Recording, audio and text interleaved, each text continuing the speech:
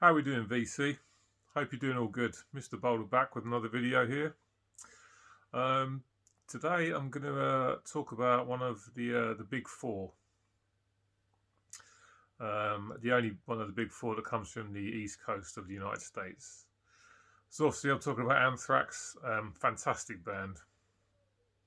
Love this band. I think they formed around 1981. Seen them live a few times over the last sort of few years, and they've still absolutely got it. A great body of work behind them. Only a couple of Duff albums as far as I'm concerned. But I love these guys. So I'm going to discuss my Anthrax vinyl collection this week. Cheers to everyone who subscribes, watches, comments, all that good stuff. Thank you very much. It's much appreciated. So let's discuss my Anthrax vinyl collection. First up, of course, is their debut from 1984, Fistful of Metal. Dreadful album cover, I think you'll agree. In my very first video, I talked about this album because my very first video was about the debut of the Big Four. And I said in that video that this is a good album, a really good album. Yeah, it's not really. I listened to it again not long ago, and there's good stuff to be found here. But on the whole, it's not that great, I've got to be honest. And it's just the songs for me. That's the problem. Neil Turbin on vocals. Don't mind his vocals. A definite Rob Halford vibe going on there. Danny Loker on bass. Some good stuff on this. But they definitely didn't hit the ground running. This is not the best album, it's got to be said. You got Death Rider and Metal Thrashing Mad. Their cover of Alice Cooper's I'm 18. Soldiers of Metal. Self-titled track. They're good songs. Howlin' Fury is quite good. Panic's good, but half of this album is pretty forgettable. This is nice pictures. This version I picked up Record Fair a couple of years ago. So yeah, not the best, not an absolute stinker, but certainly not a really, really good debut. But okay, worth having in the collection, but probably the Anthrax albums get spun the least, definitely out of the early days as far as I'm concerned anyway. So yeah, that's their debut, The Fistful of Metal from 1984. Picked this up on holiday about a year or two ago, and it's the Armed and Dangerous EP. Obviously the first thing to feature Joey Belladonna on vocals and Frank Bello on bass. No disrespect to Neil Turbin, but I think we all know that Joey was a big step up in quality when it comes to vocals. And funny enough, he sounds fantastic on this. I think it's a 5-track EP. Yeah. Armed and Dangerous, Raise Hell, which is studio tracks. And then there's God Save the Queen, cover the Pistols track. And Metal Thrashing Mad and Panic, re-records from the first album. Good introduction to Joey and Frank. Nice little find. This was pretty inexpensive. I think it only cost about £8. A nice release. A stopgap in between the debut and the follow-up. And of course the follow-up is the superb Spread the Disease from 1985. This is a really, really good album. A thrash classic without a doubt. There's a lot of good stuff on here. Band gelling together well, without a doubt. Some fantastic songs on this. This is much like Metal Thrashing Mad. This is an original press from back in the day. I think this is on Music for Nations. AIR, Lone Justice, Madhouse, The Enemy, Aftershock, Armed and Dangerous, Medusa, Gung Ho. Killer stuff from start to finish. A really good album. This is easily a 9.5 out of 10 as far as I'm concerned. A really good album. Definite improvement on the debut. A really good bit of thrash metal. Essential for your collection, you know. If you haven't got it, you need to grab this. It's really good. Up next is the album that a lot of people consider to be Anthrax's best. And I probably have to agree if I'm honest. Among the Living from 1987. A lot of people, yeah, regard this as being their best work, and I think it probably is. This is a really, really good album. Not a bad song on this. It's absolutely fantastic. Picked this up at Record Fair a few years back for about 15 quid. Original press, in great condition, essential stuff. There's the back. Yeah, Among the Living, Corner Marsh, I'm the Law, NFL, Skeleton in the Closet. That's a once again, a deep cut on an album, which is one of my favourites. It really is a fantastic song. Side A's killer. Side B, Indians, One World, Horror of It All, Imitation of Life. A big album for Anthrax. A lot of people say I've never bettered it, and I would kind of agree, but I think I was kind of doing down some of their other output as well, because they've released a lot of good stuff over the years. But a fantastic album, this, Among the Living from Anthrax from '87. Up next is my very first Anthrax album. I got this on cassette for Christmas in 1988, back along with Metallica's And Justice for All, and Megadeth's not Set the World on Fire. So Far So Good, So What.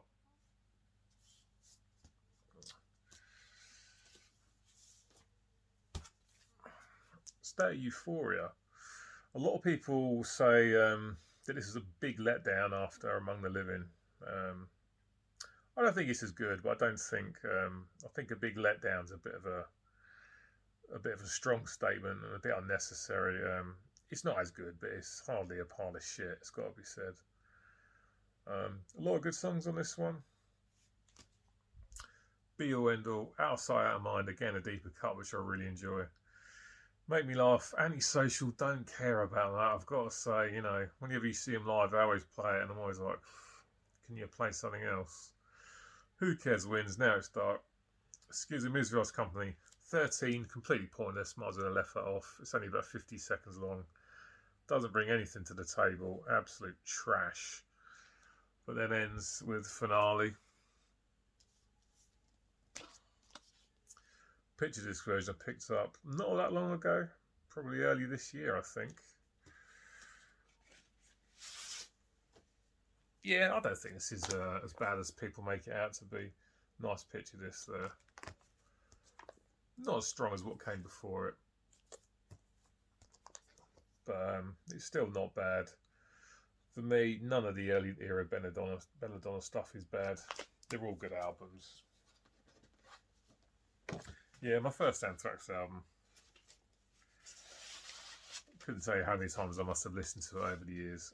Absolutely loads. Over and over again. You know it's a lot when you're young, when you don't have a lot of money, and whatever you've got you listen to over and over again because you only sort of really got money for albums when it's like your birthday and Christmas, that kind of thing. But yeah, this is a good one. State Euphoria from '88. Kind of lucky to have this because you don't see it very often. It's Persistence of Time, obviously from 1990.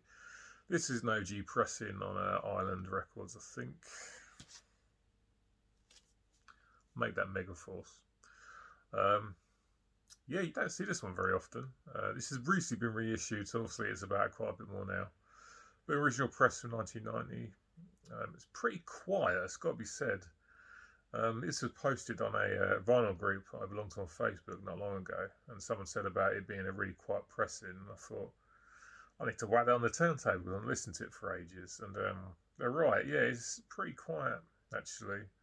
So I don't know what the new one sounds like. If anyone out there has got it, drop me a comment, let me know what the quality's like. I am sort of quite interested in picking it up, but it's pretty bloody expensive at the moment. It's on Amazon for like 40 quid. I know that's a triple LP set, but I'm not paying that much money for it. A really good album. However, there's a few in here that I think they could have culled, and it would have been much better for it. It just drags its feet just a little bit as far as I'm concerned. This is another album that involves my friend Glenn. Yeah, another album that we absolutely played to death. Over and over again I heard this. A lot of good stuff on this.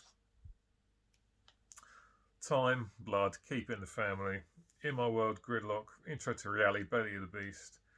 But then it sort of gets a little bit naff. The cover of Joe Jackson's Got the Times good, but Hate Red, One Man Stands. But then Discharge picks up again right towards the end. So just a couple of songs. For me, if they'd have culled a couple of them, this would have been a 9 out of 10 album. I'd probably give it about a 7. But a fantastic release. The last one from the initial run with Joey Belladonna, of course, before he parted quite acrimoniously in 1992.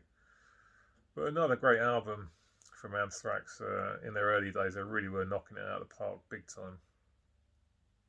1990s persistence of time. Right now, I don't have the next 3 albums on vinyl. It's a lesson to be learned here. They had Sound of White Noise in my local record shop for quite a while. Original press, signed by all the band members. And I kept dragging my feet and didn't pick it up. And one day when I made my mind up to go and get it, you know what I'm going to say? It was gone. So there's a lesson to be learned there. Don't drag your feet. Grab it while you can. I really, really regret that. So hopefully it'll get reissued at some point. However, I do have the singles from that album. There's a 7-inch of Only. Yeah. Radio edit and the LP version. Absolutely pathetic. I don't know about you, but when I used to pick up singles back in the day, I used to really like it when you would hear something on the B-side that was completely unreleased. Some bands used to really, really release a lot of good stuff that were on the B-sides of their singles. The Wild Hearts is a band that springs to mind. A band that always had great B-sides on their singles. Putting on a radio edit and then just the LP version to me is a bit lame. But still nice to have this in the collection. 12-inch of High Pro Glow. Sound of White Noise is a great album. I really, really wish I'd picked it up. This is a good track. This has got a couple of versions of High Pro Glow on it. And a live version of Room for One More. A fantastic track off the Sound of White Noise album.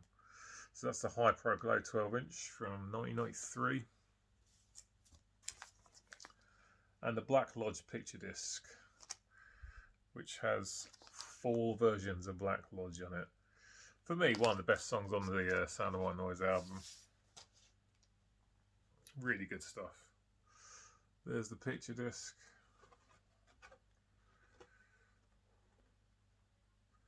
Nice piece to have. A great song.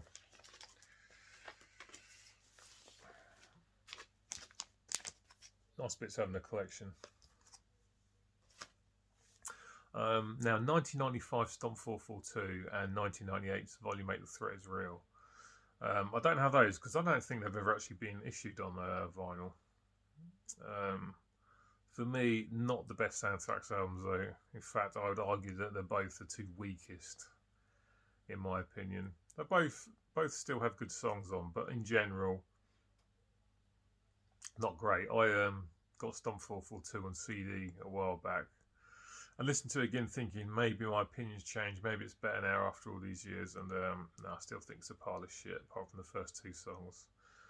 Volume 8 is not a bad album, but it's quite confused. They seem to have thrown everything in the bowl and served it up, and doesn't taste that great. Up next then is The Greater of Two Evils from 2001. I picked this up only a year or 2 ago because I don't think it was pressed on vinyl back in the day. Got the CD when it first came out, and I absolutely love this. Sometimes bands re-recording is all a little bit unnecessary, but for me it was great to hear John Bush singing these Joey Belladonna era songs. I absolutely loved this CD back in the day. Just was in the car for weeks, on and off. I would pull out every couple 3 days and spin it over and over again. There's a good selection of tracks on it that John sings. Death Rider, Metal Thrasher Mad, Caught in a Mosh, AAR, Among the Living, Keeping the Family, Indians, Madhouse, Panic, I'm the Law, Belly the Beast, NFL, Be All End All. And you got Gung Ho, Anthrax, Lone Justice, and In My World. Definitely worth listening to. If you haven't heard this, check it out to hear John singing some of the Joey era songs. I really enjoy it. Good production list as well, updated production. Don't get me wrong, I love the sound of the production on the original albums, but it's good to hear these songs with John on with a bit of updated production as well. Definitely worth grabbing and checking out, I think. Up next is 2003's We've Come For You All. For me, this was the best Anthrax studio album for 10 years when this came out. Like I say, Stomp 442, Volume 8, not very good for me. This was definitely a return to form. This has got, I think it's Rob Caggiano, I think that's how you say it, maybe I'm wrong. On guitar, because obviously Dan Spitz left after Sound of White Noise, and they were just a 4-piece after that. He was filling in on the second guitar here. John Bush still on vocals. This would be his last studio album, and a good way for him to go out as far as I'm concerned. Not quite as good as the heyday, the 80s stuff and all that, but still a good album. What Doesn't Die, Safe Home, Any Place But Here, Strap It On, Black Dahlia. It's really good. It's really good. It's definitely worth having a listen to. This picked this up not long ago. This is a reissue. Don't know if it was issued on vinyl first time round. The last one with John Bush, a good album. Yeah, it's worth having. Check it out if you've not listened to it. That's from 2003. We've Come For You All. If you're like me, you were very excited when you heard that Joey was coming back to Anthrax. And it wasn't just for a bit of nostalgia, you know, some bands get back together with old members, go out, do a couple of tours, don't bother making a new album, or if they do make a new album, sometimes it's an absolute pile of shit. Not the case though with worship music. 2009 I think this is. 2011 actually. Yeah, picked this up at Bloodstock a few years ago when I was there. A great album, a great return from Joey, and probably the best album the band have made for a long time, probably since Persistence of Time, to be honest. Maybe Sound of White Noise actually, yeah. Yeah. Earth on Hell, The Devil You Know, I'm Alive, The Giant, Judas Priest. Really, really good. You know, it's really nice when the band comes back and doesn't disappoint you, especially when you've got high hopes. Because sometimes, you know, you're expecting something great and it just doesn't happen. A really, really good album.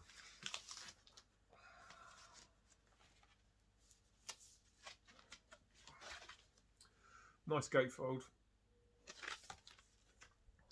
Good packaging.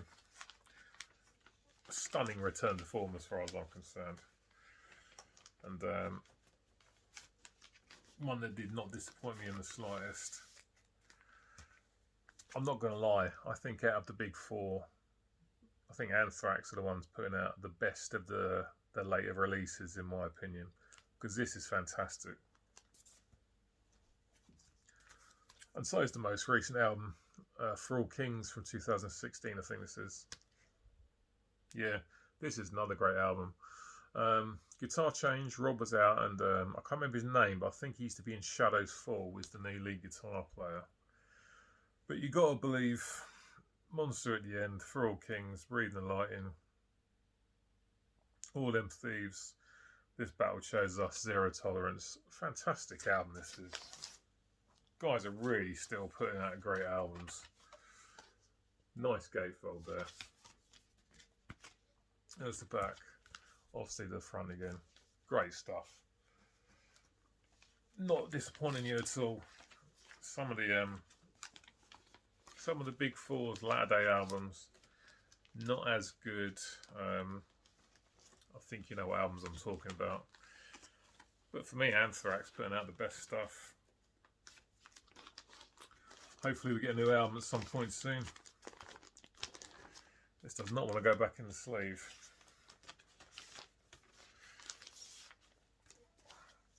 Yeah, last one. For All Kings from 2016. So that's my Anthrax vinyl collection. Hope you guys have enjoyed this video.